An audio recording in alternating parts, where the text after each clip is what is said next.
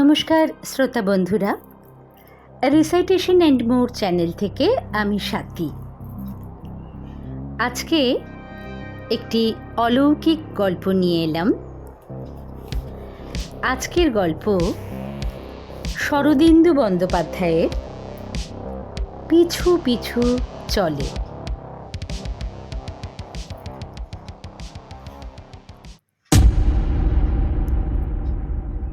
সত্যবান গদাধর সেনথে বললেন, আপনি কখনো ভূত দেখেছেন?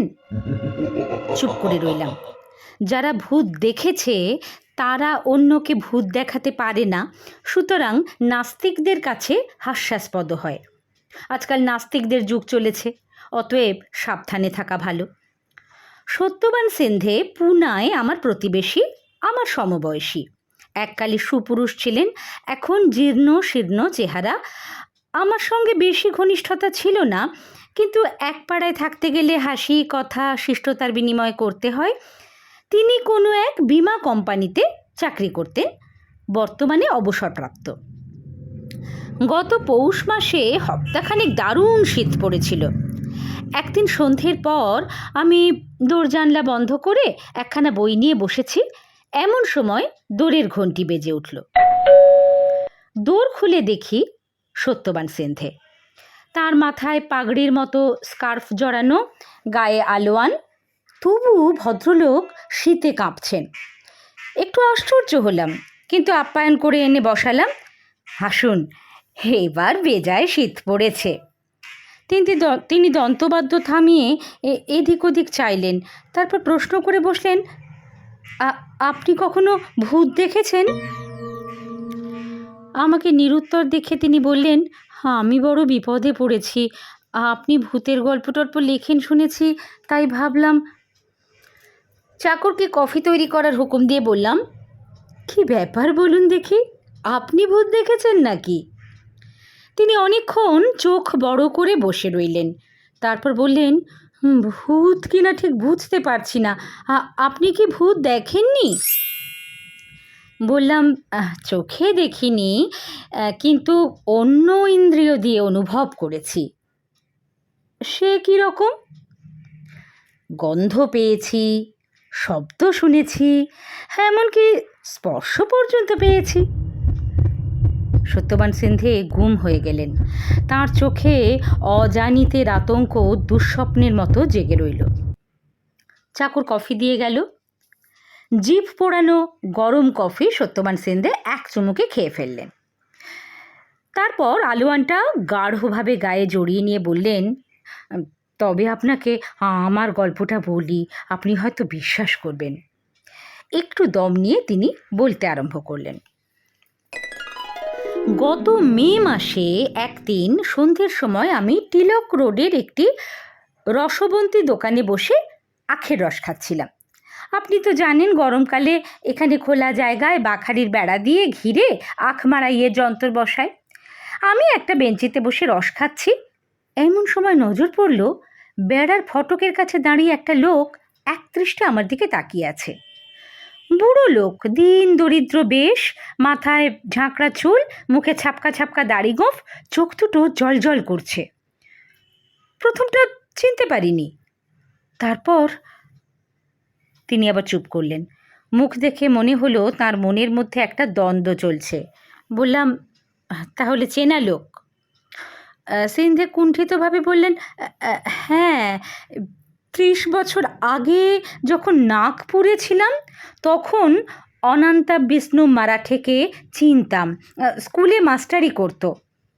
বললাম, তাহলে অনন্তা বিষ্ণু মারাঠে আপনার বন্ধু? তিনি চমকে উঠে বললেন, না না, বন্ধু নয়, তবে নাগপুরে এক পাড়ায় থাকতাম, যাওয়া আসা ছিল। তারপর যে কথাটা চাপবার চেষ্টা করছিলেন তা বেরিয়ে এলো। অনন্তার বউ সুমন্তা ছিল অপরূপ সুন্দরী।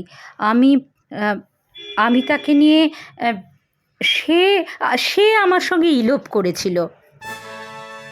যৌবনকালে সত্যবান সেনথে দেখছি গুণবান ব্যক্তি ছিলেন, এখন বিষ হারিয়ে ঢোঁড়া হয়েছেন। কিন্তু আমাকে এসব কথা বলছেন কেন? আমি বিদেশি তাই। বললাম, তারপর বলুন। সত্যবান বললেন, সুমন্তাকে নিয়ে নাগপুর থেকে নাসিকে পালিয়ে এসেছিলাম, সেখান থেকে বোম্বে। সুমন্তা কিন্তু বেশি দিন আমার কাছে রইল না, আর একজনের সঙ্গে আমাকে ছেড়ে গেল, আর তাকে দেখিনি। তারপর আমি কাজের সূত্রে নানান জায়গায় ঘুরে বেরিয়েছি, আহমেদনগর, সোলাপুর, ঔরঙ্গাবাদ। শেষে কাজে অবসর নিয়ে পুনায় এসে বসেছি। প্রশ্ন করলাম, এই 30 বছরের মধ্যে অনন্তা মারাঠের সঙ্গে আর দেখা হয়নি? তিনি বললেন, না, এই প্রথম। তাকে যখন চিনতে পারলাম তখন ভয় হলো। অনন্তা মারাঠে স্কুলের মাস্টার ছিল বটে, কিন্তু ভারী একরোখার লোক ছিল। রসবন্তিতে বসে রস খেতে খেতে আর চোখে তার দিকে তাকাতে লাগলাম। সে খানিকক্ষণ দাঁড়িয়ে থেকে আস্তে আস্তে চলে গেল। আর এক গ্লাস রস খেলাম। বাইরে বেশ ঘোর ঘোর হয়ে এলো। তখন বাইরে এসে এদিক ওদিক তাকালাম। রাস্তায় তখন মোটর, অটোরিকশা, মানুষের ভিড়।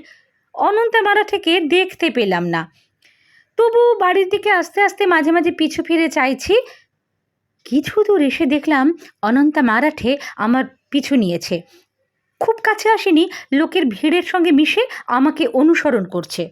অনন্তার মতলব বুঝলাম। সে আমার বাড়ির ঠিকানা জানতে চায়, বাড়িতে এসে হাঙ্গামা বাঁধাবে। বাড়িতে আমার বউ আছে, ছেলে মেয়ে আছে। রাস্তা দিয়ে একটা খালি অটোরিকশা যাচ্ছিল, টপ করে তাতে উঠে পড়লাম। চলে গেলাম একেবারে সম্ভাজি পার্ক। সেখানে একটা বেঞ্চিতে অন্ধকারে বসে রইলাম। তারপর ঘণ্টাখানেক পরে বাড়ি ফিরে এলাম। অনন্তাকে আর দেখতে পেলাম না। অনন্তা মারাঠে বোধ হয় কোনো কাজে নাগপুর থেকে পুনায় এসেছিল। তারপর হঠাৎ রসবন্তিতে আমাকে দেখতে পায়।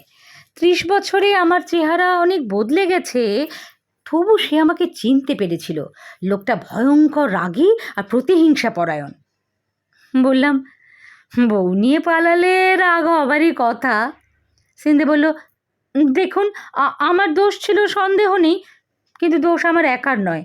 অনন্তর বউটা ছিল যাকে জ্যোতিষশাস্ত্রে বলে প্রাবিকীর্ণ কামা বিকীর্ণ মন্মথা পুংসশ্চলি।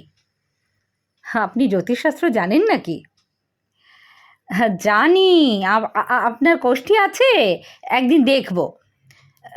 যা হোক, তারপর 3 দিন আর বাড়ি থেকে বেরুলাম না।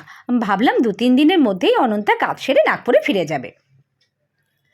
প্রথম যেদিন বেরুলাম সেদিন অনন্তাকে দেখতে পেলাম না। তারপর দিন লক্ষ্মী রোডে গিয়েছি কিছু কেনাকাটার জন্য। দেখি অনন্তা আমার পিছু নিয়েছে, তার হাতে একটা মোটা লাঠি। ভয় পেয়ে গেলাম। কি করি? একটা 7 নম্বর বাস রাস্তার ধারে এসে দাঁড়িয়েছিল। টুক করে তাতে উঠে পড়লাম। ভাগ্যক্রমে অনন্তা উঠবার আগেই বাসটা ছেড়ে দিল। 7 নম্বর বাস পুনা স্টেশনে যায়। আমি স্টেশনে নেবে শিবাজীনগরের টিকিট কেটে একটা লোকাল ট্রেনে উঠে বসলাম। 5 মিনিট পরে শিবাজীনগর স্টেশনে নেবে অটোরিকশা চড়ে বাড়ি ফিরে এলাম। অনন্তা আমাকে ধরতে পারল না। এরপর 7 দিন বাড়ি থেকে বেরুলাম না। কিন্তু বুড়ো বয়সে প্রত্যহ একটু ঘোরাফেরা দরকার, নইলে শরীর খারাপ হয়ে যায়। আমি ভোর 4টের সময় বেড়াতে বেরোতে আরম্ভ করলাম। সূর্যোদয়ের আগেই ফিরে আসি। অনন্তার দেখা নেই। কিন্তু শুধু প্রাতঃভ্রমণ করলেই তো চলে না, আমি গেরস্থ মানুষ, বাজার হাটও করতে হয়। 7 দিন পর বিকেলবেলা গুটি গুটি বেরোলাম। অনন্তার দেখা পেলাম না। ভাবলাম, যাক, অনন্তা নাগপুরে ফিরে গিয়েছে। তারপর গ্রীষ্ম গিয়ে বর্ষা এলো। আমি বাধা দিয়ে বললাম, একটা কথা বলুন তো, এটা ভূতের গল্প বলছেন না মানুষের গল্প? সত্যবান বললেন, তা আমি নিজেই জানি না, শেষ পর্যন্ত শুনে আপনি বলুন। তিনি আবার আরম্ভ করলেন। বর্ষাও শেষ হয়ে এলো। আমি বেশ নিশ্চিন্ত হয়েছি। পুনার বৃষ্টি বোম্বের মতো নয়, ঝিরঝিরে বৃষ্টি। কদাচিৎ তোড়ে পাউস নামে। একদিন আমি ছাতা নিয়ে মন্ডাই গেছি শাকসবজি কিনতে। হঠাৎ তোড়ে বৃষ্টি নামলো। ছাতায় সে বৃষ্টি সামলায় না। আমি বাড়ি ফেরার পথে আটকা পড়ে গেলাম। একটা দোকানের ওলতলায় কয়েকজন লোক দাঁড়িয়েছিল, আমিও গিয়ে দাঁড়ালাম। তারপর সেই আকাশ ভাঙা বৃষ্টির মাঝখানে অনন্তার সঙ্গে মুখোমুখি দেখা। অনন্তাও সেখানে দাঁড়িয়েছিল। অবশ্য ভয়ের বিশেষ কারণ ছিল না। এতগুলো লোকের মাঝখানে অনন্তা নিশ্চয়ই আমায় খুন করতো না, কিন্তু তার চোখের চাউনি দেখে আমি ভয়ে দিশেহারা হয়ে গেলাম। সে আমার দিকে তাকিয়ে গলার মধ্যে গোঁ গোঁ শব্দ করছে।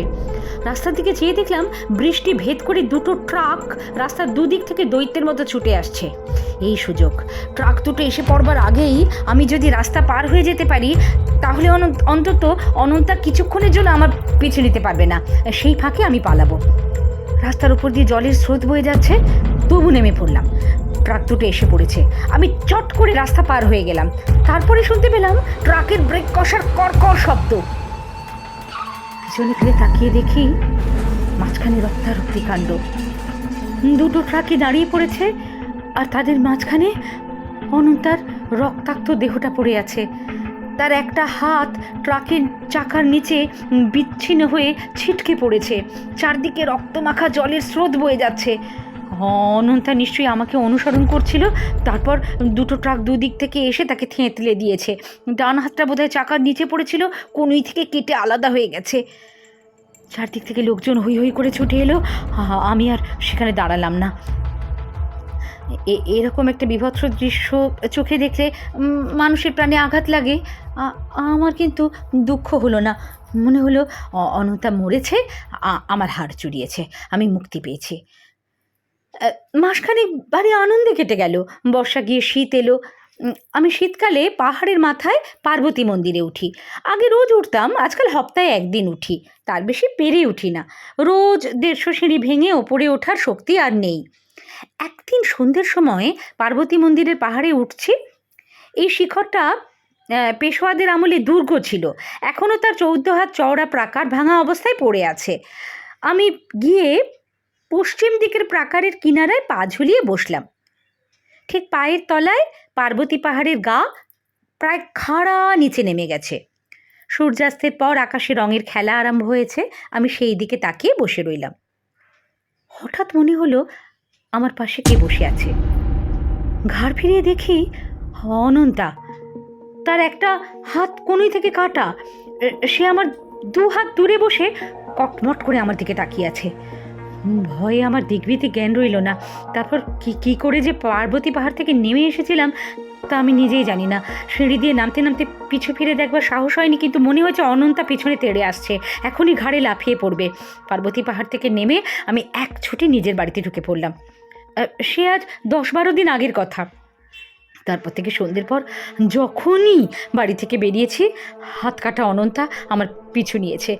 বেশি কাছে আসে না, 8-10 হাত দূর থেকে আমাকে অনুসরণ করে, কিন্তু দিনের বেলা তাকে দেখতে পাই না। তাই সন্ধ্যের পর আর বাড়ি থেকে বাইরে থাকি না। আজ একটা বন্ধুর বাড়িতে সত্যনারায়ণ পুজো ছিল। সন্ধ্যের আগেই সেখানে গিয়েছিলাম। ভেবেছিলাম তাড়াতাড়ি ফিরে আসবো, কিন্তু পাল্লায় পড়ে দেরি হয়ে গেল। সেখান থেকে বেরিয়ে বেশ জোরে জোরে পা চালিয়ে দিলাম। আপনার এদিকটা রাত্রিবেলা বেশ নির্জন, কিন্তু এদিক দিয়ে গেলে শিগগির হয়, তাই এই পথেই এলাম। বেশি দূর আসতে হলো না, দেখি অনন্তা নিঃশব্দে আমার পিছু নিয়েছে। অন্ধকারে অস্পষ্ট ছায়ার মতো মূর্তি। প্রথমটা দূরে দূরে, তারপর ক্রমশ কাছে আসছে। উঠি পড়ি করে ছুটে চলেছি। বুকের রক্ত শুকিয়ে গিয়েছে। যদি হোঁচট খেয়ে পড়ি আর উঠতে হবে না, হার্ট ফেল করে মরে যাব। পা দুটো অবশ হয়ে আসছে। আপনার বাড়ির সামনে যখন এলাম তখন অনন্তা প্রায় আমার ঘাড়ের কাছে এসে পড়েছে। দেখলাম আপনার সদরে আলো জ্বলছে, আর দ্বিধা করলাম না, এখানেই ঢুকে পড়লাম। নিজের বাড়ি পর্যন্ত যাওয়ার সাহস হলো না। সত্যবান সিন্ধে চুপ করলেন। আমিও খানিক চুপ করে রইলাম। শেষে বললাম, দেখুন, যে অনন্তা ট্রাক চাপা পড়েছিল সে জ্যান্ত মানুষ, কারণ প্রেত গাড়ি চাপা পড়েছে এমন কখনো শোনা যায়নি। সত্যবান বললেন, কিন্তু তারপরে? হ্যাঁ, তারপরে বলা শক্ত। প্রেতও হতে পারে, মানুষও হতে পারে। ভেবে দেখুন, অনন্তার হাত কাটা গিয়েছিল বটে, কিন্তু তার প্রাণটা হয়তো শেষ পর্যন্ত বেঁচে গিয়েছিল। কিন্তু আমি যে খবরের কাগজে মৃত্যু সংবাদ পড়েছি, যেদিন দুর্ঘটনা হয় তার পরদিন সকালে বেরিয়েছিল, লিখেছিল অনন্তা ঘটনাস্থল থেকে হাসপাতালে পৌঁছবার আগেই মারা গিয়েছিল। তাই নাকি? তাহলে তাছাড়া বিবেচনা করুন, আমি সেদিন পার্বতী পাহাড়ে ভাঙা পাঁচিলের কিনারায় বসেছিলাম। অনন্তা যদি মানুষ হতো তাহলে সে পিছন দিক থেকে আমাকে ঠেলে খাদে ফেলে দিত, আমি মরে যেতাম। ও যে আমার পিছনে লেগেছে, ওর উদ্দেশ্য আমার মৃত্যু ঘটানো। জ্যান্ত অবস্থায় আমাকে মারতে পারেনি, এখন ভূত হয়ে মারবে। আপনি বলুন, এখন উপায় কি? কেমন করে অনন্তার হাত থেকে উদ্ধার পাবো? ভূতের হাত থেকে উদ্ধার পাওয়ার উপায় জানা নেই। চাল পড়া, সর্ষে পড়া আজকাল আর চলে না। অনেক ভেবে বললাম, এই দেশে পিণ্ডদানের কোনো ব্যবস্থা আছে?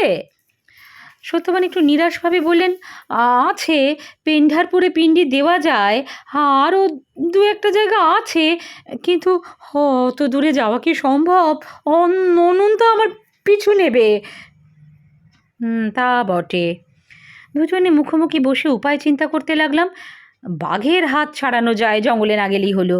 কুমিরকে এড়িয়ে চলা যায়, নদীতে না নামলেই হলো। কিন্তু অশরীরীর হাত থেকে নিস্তার নেই। এইসব ভাবছি বটে, কিন্তু মনের সংশয় যাচ্ছে না। সত্যি ভূত বটে তো। ভয় পেলে মানুষ ঝোপে ঝোপে বাঘ দেখে। হঠাৎ বৈদ্যুতিক আলোটা মিটমিট করে চোখ টিপল।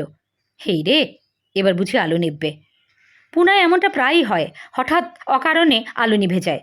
তারপর কখনো 5 মিনিট, কখনো 2 ঘন্টা অন্ধকারে বসে থাকো। আলো কিন্তু নিভল না, 2-4 বার মিটমিট করে স্থির হলো। কিছুক্ষণ পরে সদর দরজার ঘুমটি ক্ষীণভাবে একবার বেজে উঠেই থেমে গেল। এত রাত্রে আবার কে এলো? উঠে গিয়ে সদর দরজা খুললাম। সদর দরজার মাথায় আলো আছে। দেখলাম একজন লোক দোরের সামনে দাঁড়িয়ে আছে। ধোপার পাটে আছড়ালে যেমন দেখতে হয় সেই রকম চেহারা। তার ডান হাতটা কনুই থেকে কাটা।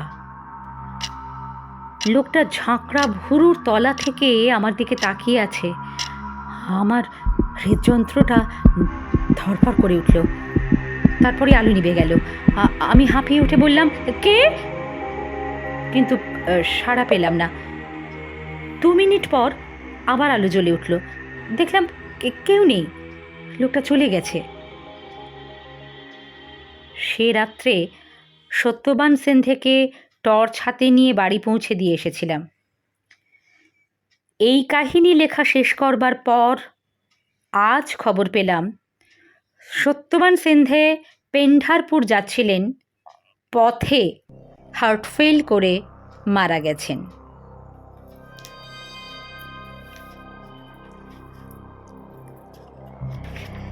শুনছিলেন অলৌকিক গল্প। আজ শুনলেন শরদিন্দু বন্দ্যোপাধ্যায়ের পিছু পিছু চলে। কেমন লাগলো অবশ্যই কমেন্ট করে জানাবেন। আর যদি ভালো লাগে লাইক করবেন, শেয়ার করবেন এবং এরকম নানান স্বাদের গল্প শোনবার জন্য আমার চ্যানেলটি সাবস্ক্রাইব করে রাখতে ভুলবেন না। সবাই খুব ভালো থাকবেন। নমস্কার।